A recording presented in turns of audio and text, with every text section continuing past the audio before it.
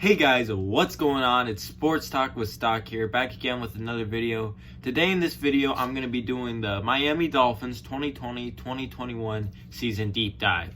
So I'm just going to go ahead, get right into it.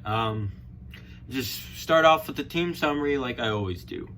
And with that, I'm just starting why I like the Dolphins so much this season. And really, they had pretty much a roster reset for most of their positions. They got a new quarterback, they got new running backs. Receivers stayed mostly the same for who's going to be the starters probably, and same with tight end. Then they got a couple new offensive linemen. Then on defense, you have new defensive linemen, you have new linebackers, and you have new corners and all that, you know. So they got pretty much a roster purge, I guess. They purged out their team and then they reset. And honestly, also, they don't have that tough of a division this year. I mean, you have the Bills, of course, who are probably going to be the toughest team in the AFC East. And I wouldn't count out the Patriots, but then again, they are a lot weaker this year, and the Dolphins have been really good against the Patriots in recent years. Then you have the Jets, who honestly are probably one of the worst teams in the league right now. So the Dolphins just have all the potential in the world right now. Then is how good was this offseason and the draft for them? Like I was saying earlier, they pretty much just got a new roster. They got Tua Tagovailoa at quarterback, which I'll go into him and Fitzpatrick in just a minute. But then you got Tagovailoa, you got Jordan Howard, Matt Breida, you got Austin Jackson, Eric Flowers. Then on defense, you got guys like Emmanuel Ogbah, who I believe is a new guy. Then you got Shaq Lawson and Kyle Van Noy. And you have Byron Jones as a guy you guys got. So really, they just really got a bunch of new players, and it should make them better. And on top of that, Brian Flores is such a good head coach. The Miami Dolphins should have went 1-15, 2-14, 0-16, something around there last season. And instead, they went 5-11 with an awful roster, no offensive line. They had Ryan Fitzpatrick as their quarterback, which isn't that bad, but it's also inconsistent at best. Their defense was awful. So really, it is amazing that Brian Flores could coach such, not bad talent, I'm not going to say bad talent, but the talent was below par for the NFL and for a starting caliber team. And to win 5 games, even though they were at the bottom of their division, it was still amazing that they could do that. I mean, they were the team that was scored against the most. They had the least rushing yards per game. It was just kind of a disaster for them last season, but they made it work, which is amazing for them. Now I'm going to go ahead and get into some offensive headlines for the Miami Dolphins. And the biggest one, of course, is one of the biggest in the league, actually. It's Tua Tagovailoa, one of the top quarterbacks in the draft last year, versus Ryan Fitzpatrick. Now, Ryan Fitzpatrick was not bad for the Miami Dolphins. And in fact, he was pretty good of a leader for them, and he did make some big plays here and there. So what I think is going to happen is Ryan Fitzpatrick is going to start. He is going to start for the entire season. He'll be a placeholder for Tua Tagovailoa. He'll be able to teach Tua. He'll be able to be a placement holder for him. He'll just let the game slow down for Tua Tagovailoa and then let him come in next season and blow up the league. An example for this would probably be the Alex Smith, Patrick Mahomes situation. I'm not going to say Tagovailoa becomes Patrick Mahomes, and I'm not saying that Ryan Fitzpatrick is Alex Smith either, but And it's not going to be the same way because Miami Dolphins right now are not as talented as the Chiefs were as offense. But they can get there. They have another year to build. And this will be amazing for Tua because this gives him time to heal, gives him time to learn, it gives him time to slow down the game, and it gives time for the Dolphins to put talent around him so he can be successful for the next season. Then, go into the running back room, you have Jordan Howard, Matt Breida, and Kalen Ballage. Now, I think it's really just going to be a battle between Matt Breida and Jordan Howard, and even then, I think it's going to be Matt Breida for pretty much the rest of the game, and then Jordan Howard on short third down situations, short fourth down situations, and goal line situations. Everywhere else, probably going to be Matt Breida, in my opinion. That's what I would do, because Matt Breida is a really good running back, and he was really good for the 49ers last year. And he should be an under-the-radar player that you might want to watch for. Then you go to their wide receiver group, and you have the stud Devontae Parker last year. He made really good runs at the end of last year, and I just want to see him build off of it. I'm really excited to see him build off of it, and he should be another great player. He should be a top 10, top 15 wide receiver in the league this year. Then you have Preston Williams, who is another guy who's just super tall. Hopefully he builds on his rookie season and he gets better, and he'll be a good receiver if he does. And then you have Jakeem Grant, who's just super fast, and if he can build on what he already has, work on his hands, work on his route running, then he should be able to become a really good receiver too. Then Mike Gesicki is a tight end who I really like too. He's another guy that can catch, and really the Dolphins need that right now. And then on their offensive line, they got better on their offensive line. They got Austin Jackson in the draft to protect Tua Tagovailoa. They got Eric Flowers through free agency, which, again, to protect the quarterback.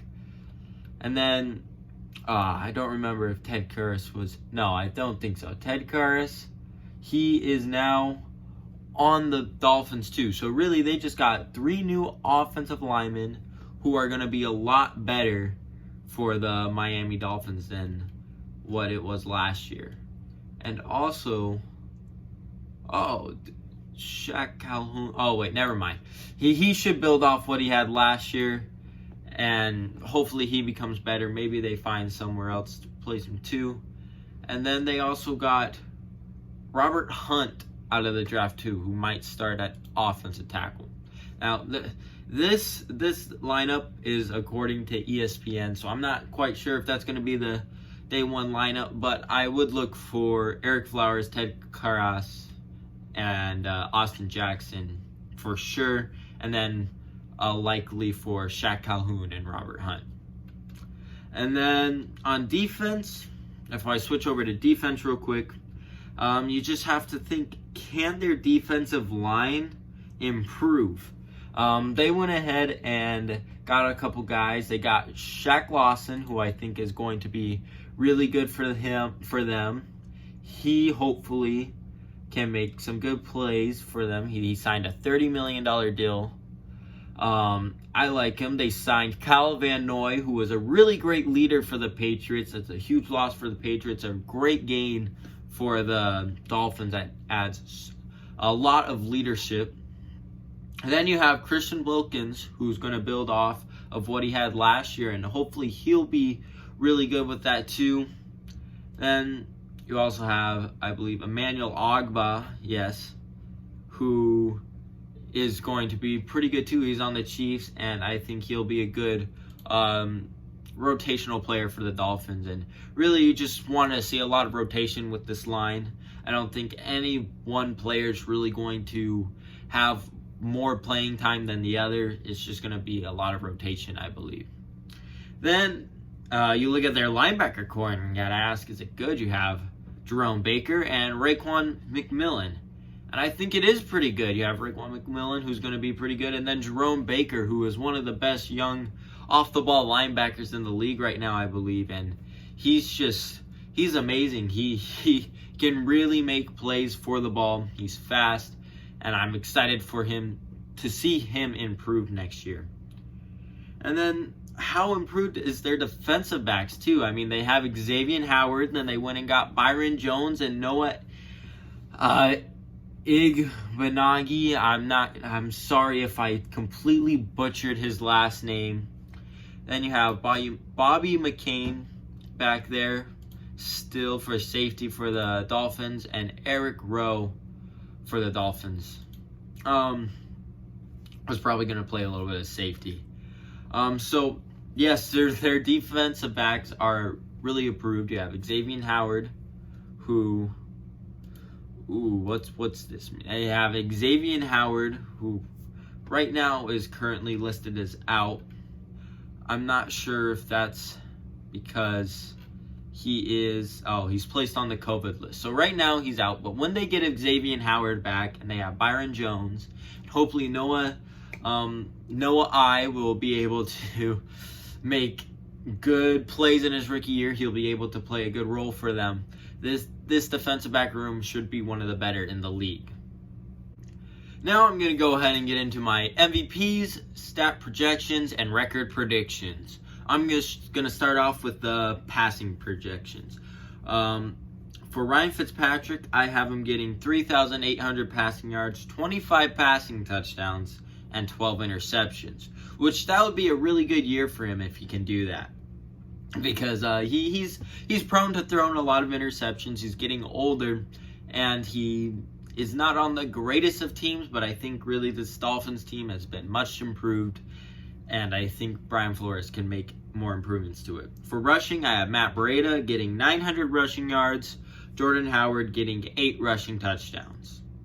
For receiving, Devontae Parker leading all of it with 90 receiving yards, or 90 receptions, 1,300 receiving yards, and 12 receiving touchdowns. For total tackles, I have Jerome Baker getting 130. I also have him leading tackles for loss with 12. For sacks, I actually have Christian Wilkins getting 7 and leading the team with that, which I think a lot of players are just going to get like 4, 5, or 6 sacks on this team. So 7 sacks, it's going to be part of an equation to a lot of sacks for this team. And for interceptions, I have Byron Jones getting 3. Forced fumbles, I think Jerome Baker is also going to lead that category with 4. For offensive MVP, I have Devontae Parker because last year he was probably their offensive MVP. He just was so good in receiving and just making amazing touchdown catches, which hopefully we'll see more of that next year. For defense, I have Jerome Baker. Last year he had about 126 tackles, and I think he just improved from there, and he'll become more of a leader for this team, which will help him do that. For dark horse, I think it's anybody of Byron Jones, Xavier Howard, Matt Breida, or Ryan Fitzpatrick. I put 4 people because it's really hard to tell right now, because I think Ryan Fitzpatrick, he's going to have a pretty good year, but I really never know. He's getting older. Maybe he loses to father time. Matt Breida, I'd like to see, but also he can have problems with injuries, and maybe he doesn't even win the starting job. For Byron Jones and Xavier Howard, it's just whoever's going to be better, really. So that's what I have. I think Byron Jones might be a little bit better, but Xavier Howard is a great talent nonetheless. For record predictions, I have the lowest that the Miami Dolphins can go is 3-13. I don't really think that they're going to do that because last year they went 5-11 and they only got better this year. And plus, it will be Brian Flores' second year, so he can build off of that. Their highest record, I have them going as 11-5, which would be interesting to see. And then they might lead their division, they might not. It would be a fun thing to see what happens there. And then their actual record, I have them going is 8-8. Some key things going there is that they beat the Patriots twice. They split with the Jets, and then they split with the Bills. Then they lose to the 49ers and Chiefs, of course. They lose to the Cardinals. I have them losing to the Seahawks also, but I have them beating the Rams and Chargers. So it's really, I feel like their their destiny is in their hands. It's up to them what they want to be. I think Brian Flores is going to be a really great coach for them. He was a really good coach for them last year. And honestly, it depends on how good their division is. But nonetheless, this year they need to build for the future. If they don't build for the future, then they aren't going to get better. But if they build for the future, if they build for Tua Tagovailoa, then they might be at the top of the AFC East next year. And like I said earlier, Brian Flores is a great coach. He just makes the players win. Anyways, guys, that's going to wrap up this episode. This was the Miami Dolphins. If you enjoyed it, let me know. And I hope you guys stay safe. See you guys next time.